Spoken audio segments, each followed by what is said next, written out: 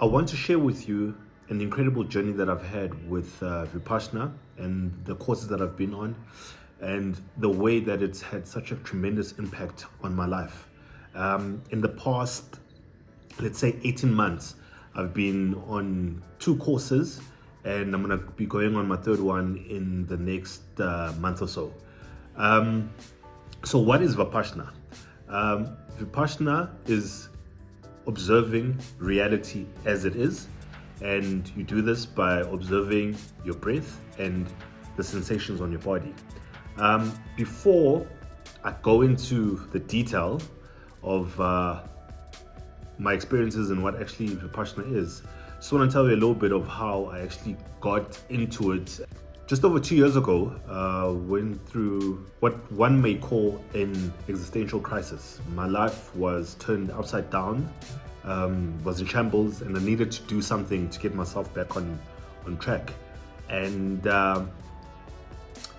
what I decided to do is to work on myself, and through that I looked into self-help books, and one of the books that I came across was Will Smith's autobiography, Will. And in one of the chapters, he talks about how he bumps into one of his friends who just came back from India. The guy is high on life, and he asks him, like, dude, what's going on? And he says, look, I went on this retreat, this Vipassana retreat, and it's completely changed my life. I see reality as it is, and more than anything, I'm high on life. So I did a bit of research, thinking that, flip, now I have to go all the way to India to partake in this course. And then I got to find out that these centers are all over the world. And luckily in South Africa, there's one in the Western Cape, just an hour and a half from Cape Town. What I did was I applied through their website, I got accepted, and then it was the wait to actually go. The funny thing is that on the day I was going to the retreat, on my flight, I was busy typing away on my laptop, trying to finish off a presentation that I felt like I had to send it off before I disappear for these 10 days. And I think what was going on as well in the background, I think I was having what might call like a mini ego death, because like something weird was going on. But I think it was just a part of me saying like, oh, listen, man, something in you is gonna change the next 10 days. So, you know, maybe a part of me was a little bit scared. So the great thing about it is that leading up to the course, they put you into WhatsApp groups where you guys can organize transports and lift clubs to and from back. And I managed to get a lift with a lady who had asked her sister to drive her to the course, and myself and another gentleman all hitched a lift with her. And here's the funny thing, and how crazy the universe works, is that all 3 of us were going through the same existential crisis at the same time. And it was just a crazy thing in that when we were going there, we actually all managed to be in the same car and discuss our current situations and our life stories and how similar they actually were.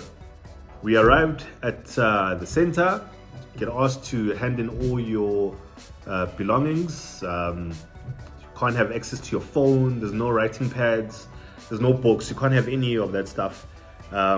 And the course lasts for 10 days. So for 10 days, you've got no access to literally the outside world. You are there within yourself and your thoughts.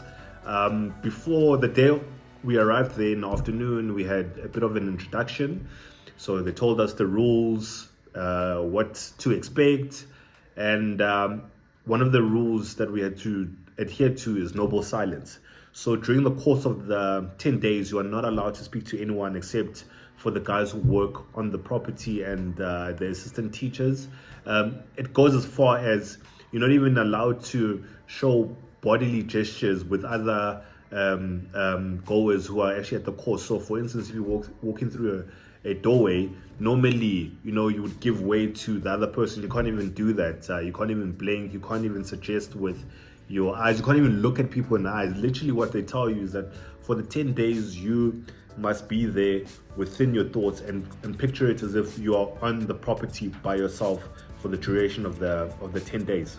Gong goes off at 4 o'clock in the morning. 4:30, you're in the meditation hall for a 2-hour session. Then afterwards, you go for breakfast, After breakfast, you have a little bit of free time where you can take a shower, brush your teeth, etc. And then you go in for morning sessions of meditation.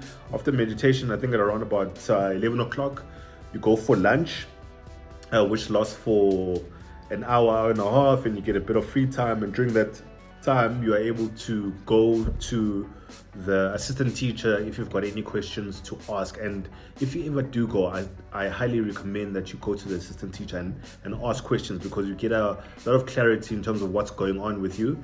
And then literally from about 1 o'clock until 4 or 5ish, you are in meditation. And then you have a tea break in the afternoon where you have some fruit and tea around 5 o'clock. And then from 6 o'clock until 9:30, you are in meditation as well. All the food is vegetarian/vegan, but the great thing about it is that it tastes delicious. And because you're not moving around and exercising and doing up and down, all you're doing is sitting and meditating, you actually don't expand a lot of energy. So the 2 meals per day, it's actually more than enough to sustain you, and you actually don't have any hunger pains and so forth. So what the actual course entails, it's split up into 2 sections. First 3 days of the course, it's called Anapana. Literally what you are doing is observing your natural breath.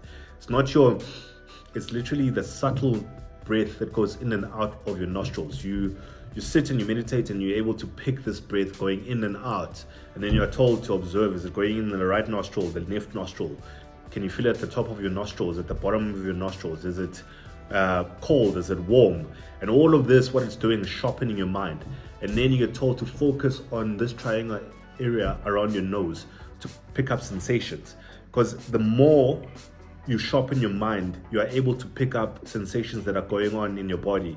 What we don't realize is that from moment to moment, there's a chemical reaction that's always happening in your body, but because our minds are not sharp, we're not able to pick up on these sensations.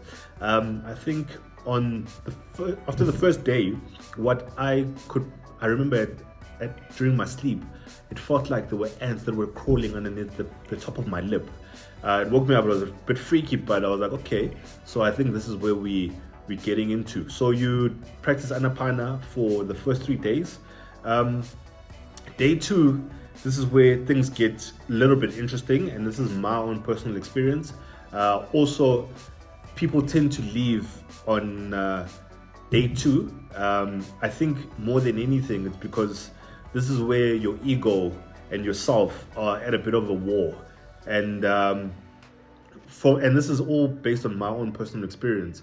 I think I almost left. I won't lie, I almost left because I think my ego was trying its best to fight, and because it could see that, it was nearing its demise, and it did absolutely everything that it could possibly do for me to actually get up and leave. Started creating the scenarios in my mind that were not real, thinking that I was taken to this place, which was actually not true.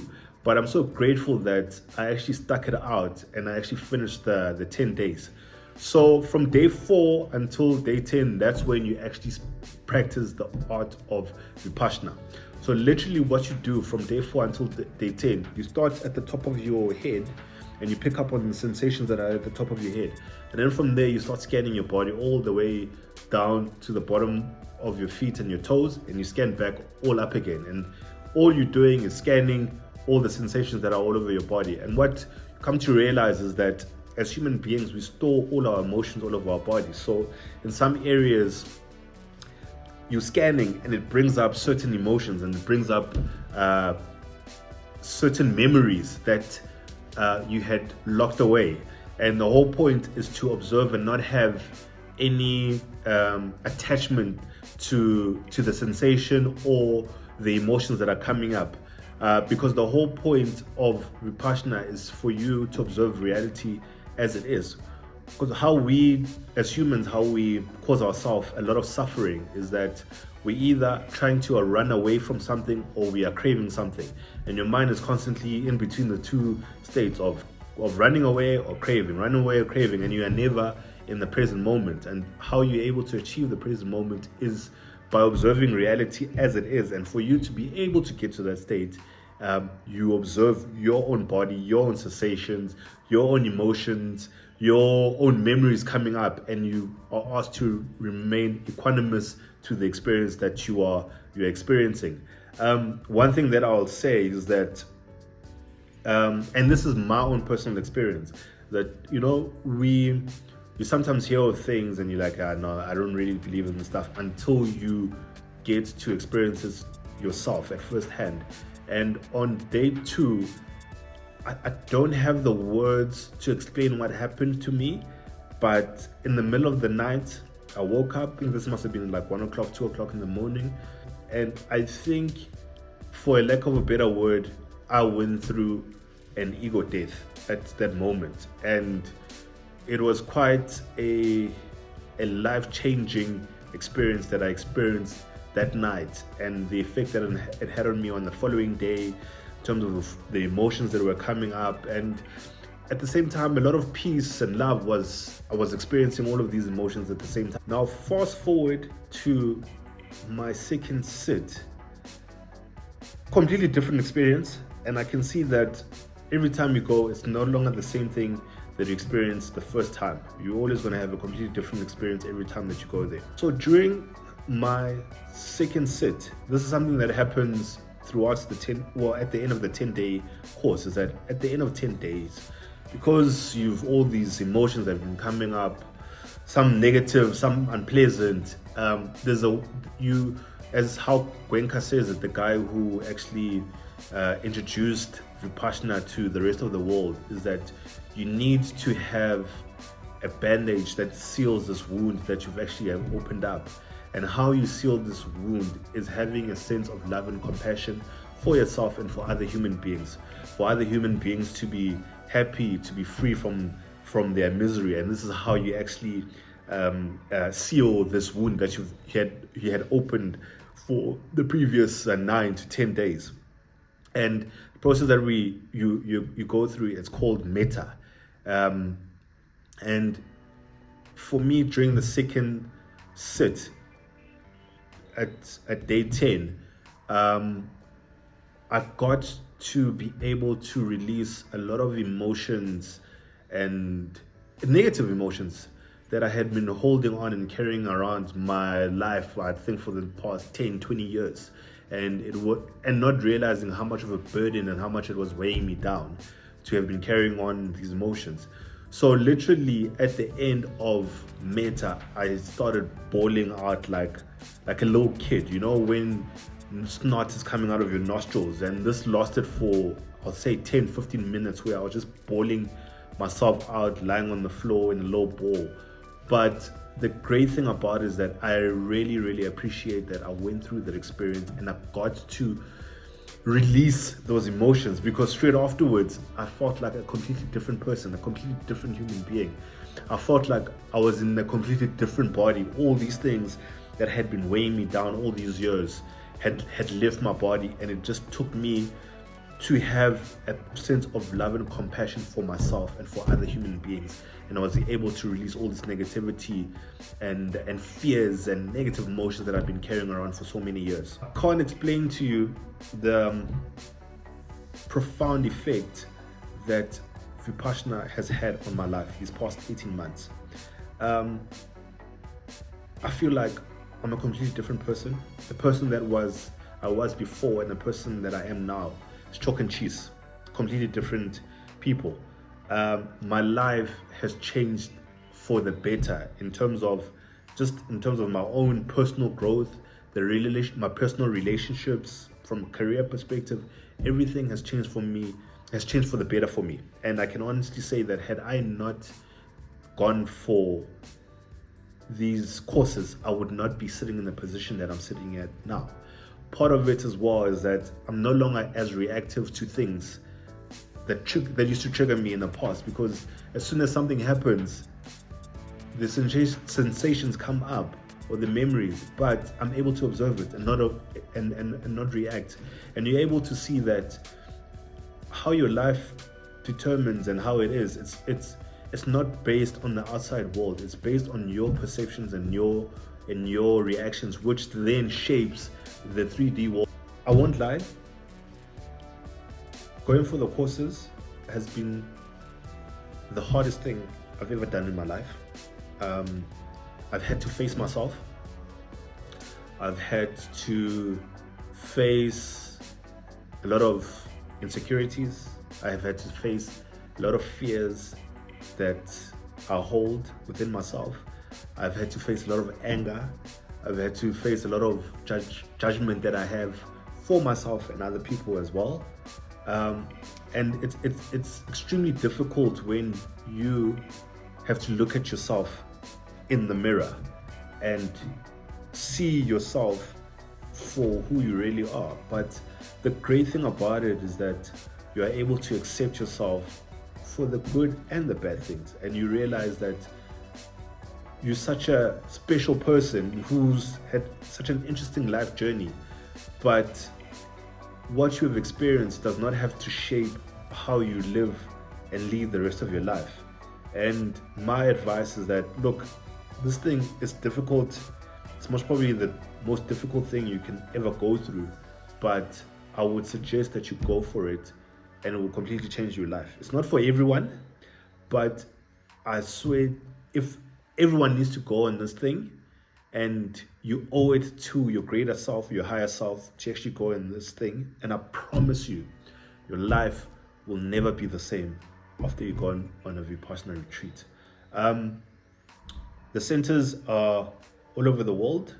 I'll put a link to their website in the description, and you can go on their respective websites, your regions, have a look and see if there's something that really can resonate with you. But I promise you, your life will never be the same. It will always be for the better.